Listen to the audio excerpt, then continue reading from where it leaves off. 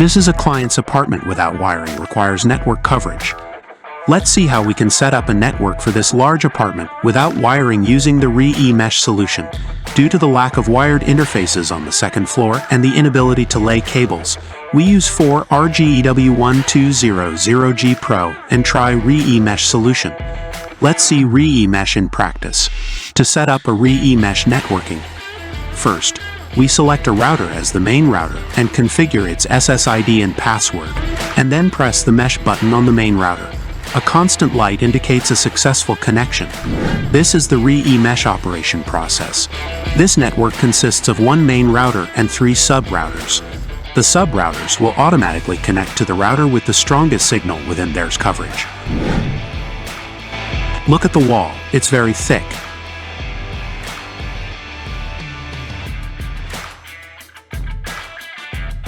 As we move through the rooms, the Wi-Fi won't experience lag or disconnections due to the router signal switching.